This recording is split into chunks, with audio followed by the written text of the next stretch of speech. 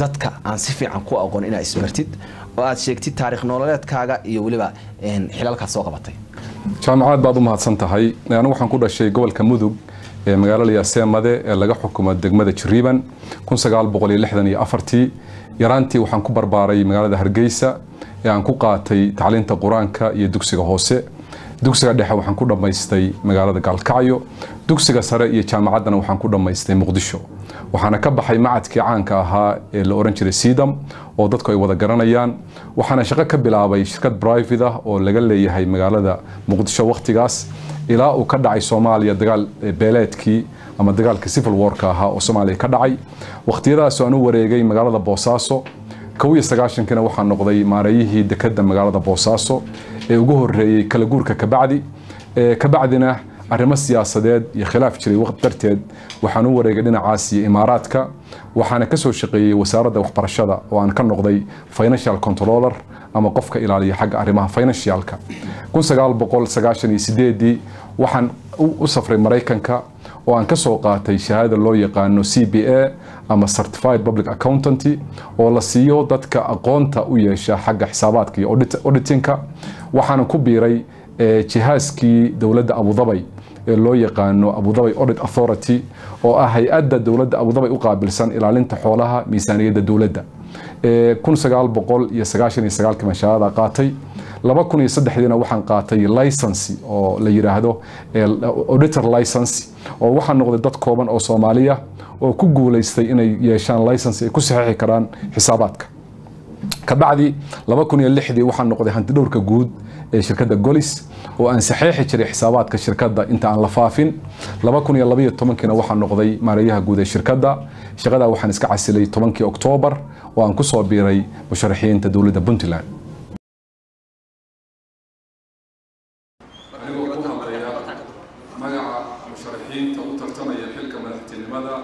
madaxweynaha iyo madaxweyne ku-xigeenka dawladda Puntland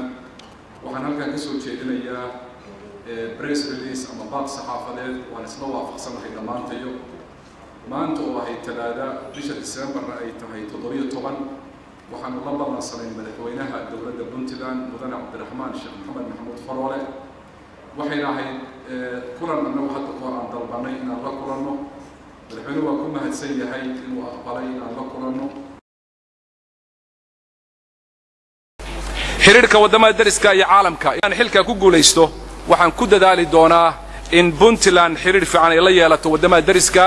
inagoo ilaalinayna danteena dhaqaale iyo danteena siyaasadeed labadaba wasaaradda waxbarashada markii madaxweynuhu soo bandhigay waxaan u arkay meel aan kaga soo bixi karo wax ummadda Soomaaliyeed taariikh u noqon kara ummadda Puntland taariikh u noqon kara waa wasaarad ballaaran waa wasaaradda mas'uulka ka ah jiilka soo koraya Puntland iyo Soomaaliya dhalinyarada 40 ka yar waa 60% haddaanay mustaqbal helin badda isku gurayaan haddaanay mustaqbal helinin xagjir bay noqonayaan haddaanay mustaqbal helinin burcadbadeed bay kale sida kaliya oo lagu badbaadin karo dhalinyarada soo koraysa waxa weeye inay helaan tacliin waliba tayo leh bishii February 26 iyo 27 Puntland waxa lagu qabtay shirki ugu weynaa oo Soomaaliya lagu qabto oo looga hadlayo waxbarashada waxa la yiraahdaa JRES ama Joint Review of Education Sector waxa shirka aan isugu yeernay wax alla waxa waxbarashada nagala shaqeeya haddii noqon lahayn hay'ad haddii noqon lahayn NGO haddii noqon lahayn EU haddii noqon lahayn UK iyo DFID haddii noqon lahayn USA wax alla waxa waxbarashada nagala shaqeeya waxaan u yeernay bahda waxbarashada oo dhan min dugsi hoose ilaa jaamacad waxaan u yeernay maamulka waxbarashada heer gobol REO heer degmo DEO supervisors intaas oo dhan ma wada yahay 116 qof baan isugu keenay Garowe waxa laga hadlayay laba qodob waxa laga hadlayay in la qiimeeyo tacliinta Puntland dhinaca accesska ama helitaanka iyo tacliinta Puntland dhinaca tayada ama quality tacliinta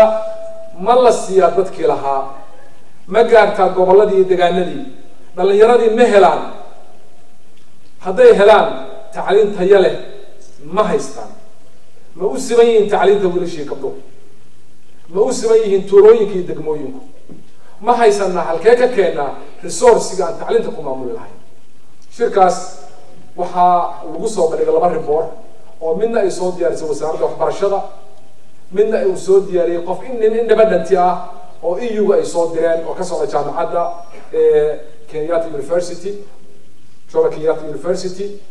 لما ريبور وحيس لو وافقين وح الله وح جابك وبنتلان تعليم تدو كجرا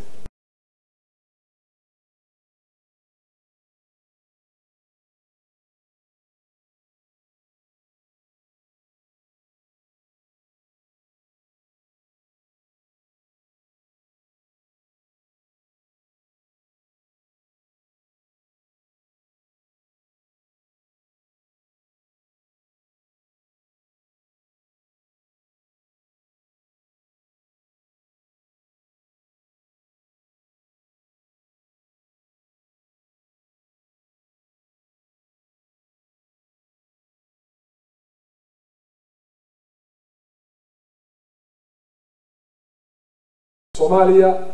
had a lot of money. More than you can even think of. Puntland cigar a lot of money.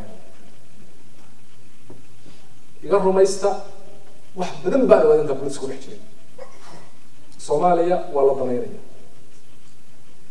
Maybe إلا رأينا إنه نافنو عد كلمات. لكن ولا ضميرية. Puntland cigar ولا ضميرية. هذا أنا ودن كي كقحنا مركب يا ودن كانوا تلين دونا يا خيرات استعمالية يا مامول الدونا يا صومالي سكير الدونا شيل كده لراي العليو الشقين أيوه وذاك لهايدين وإذا شيء قبلها ماشي كلا تشوغان قبله ماشي كلا تشوغان إيوه وليبا أنت تعليم أي وسائل دوخ برشلونة عندك كويسو وحي ما مشاه سجال بقول يكونتني لح إنستيوشن أو برشلونة أو إلى يعرفي إلى دوكس هوسه إلى إياه جامعة. waxaa lagu celin karaa tacliin arintaasna naga caawisan baan doonaynaa ma aha lacag kaliya waxa ka fikiraya oo ka hadlaya waxaan ka hadlayaa experience iyo capacity building waxaan ka hadlayaa buugaag waxaan ka hadlayaa public libraries waxaan ka hadlayaa waxaan kale ii garanaya fast internet waxaan ka hadlayaa dadka wax barto aad noo soo dirtaan dhalinyarada simple waxaad samayn kartaan imisa ardayba state ka Minnesota oo Soomaali ah ba sanadka graduate gareysay dad badan baa graduate gareeyay haddaad 200 noo soo dirtaan ama 100 noo soo dirtaan ama 50 noo soo 50 haddaad noo soo dirtaan 30 haddaad noo soo dirtaan oo Puntland goboleedeeda loo qaybiyo oo ardada secondary-ga hadda galaysa oo 8 sano oo Carabi ah ama Soomaaliya ku soo baratay oo 4 sano oo Ingiriisi bilaabaysa hadday 3 bilood oo luqadda soo siiyaan waxay noqon doontaa wax aad iyo aad u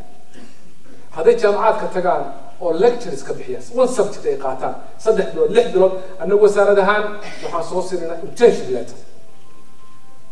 inay nala joogeen inay wax qabteen waxa ugu sahlan samayn kartaa waddankooda soo baranayaan dadkooda bay u tagayaan contribution-ki iyo cashuurtii waalidkood bay dib wax uga bixinayaan anigu waxaan aaminsanahay siyaasaddu inay tahay in dadka loo shaqeeyo public interestiga public service in la sameeyo ummaddaana inay hesho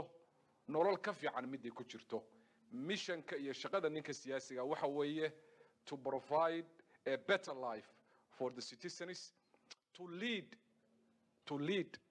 and to serve with the people marka in la bedelo aragtida ah siyaasaddu waa game of the losers waxa la yiraahdaa Europe iyo North America iyo Canada waxa ka yimaada oo siyaasadda soo gala warka ma wada jiro laakiin waxay soo diraan baa la yiri intooda losers ka run ma warkaas laakiin dareenkaas waa la qabaa in lacag lagu tabco siyaasadda ereyga inuu isbedelo weeye marka the same reason adii leedihiin maxaad siyaasadda u soo galaysaa ayaan anigu u soo galay waxaana ku qanacsanahay inaan wax ka qaban karo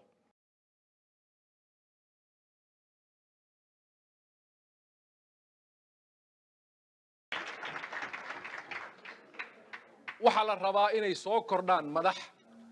sidaan sheegay jeebkooda ka weyn ilaahay baa qadaray qofku wuxuu helayo waxaan aragnay kuwii wax dhacay oo dawarsanaya waxaan aragnay kuwii wax dhacay oo ilmahoodii iyo caruurtoodii kulligood ay wada jiran yihiin mid kansar qaba iyo mid waalan iyo mid aan rajo lahayn ay noqdeen laguma faa'iisin sida nabigu yiri sallallahu alayhi wasallam man nabata lahmuhu min suhtin fannar awla bihi